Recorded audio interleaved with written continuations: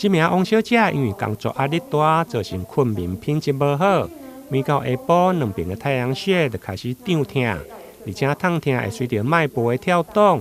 有时佫会想要吐。最近因为头痛频繁发作，因此甲台南市立病院寻求中医的治疗，希望会用改善，并且减少服用西药来止痛。紧缩型头痛其实比较偏向情绪紧张导致肌肉的问题，所以我们可能中药或针灸会比较偏向于就是安神定志，或者是让它比较疏肝，就是他的情绪会比较稳定。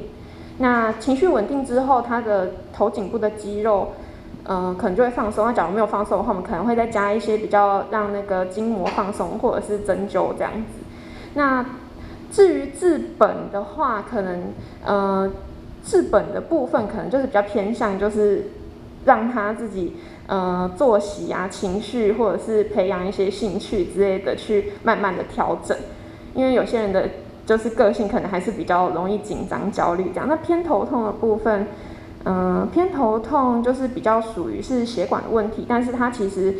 也有一些神经的问题存在，所以我们可能中医会比较偏向。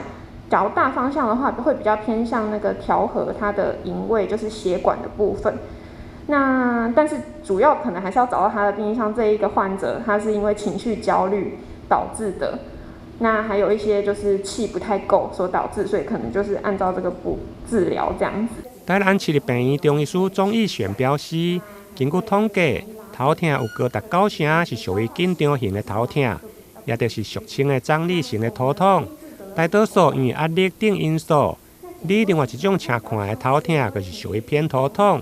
大约占5%。就像王小姐发生伫单侧或者是双侧的中重度波动性的痛痛，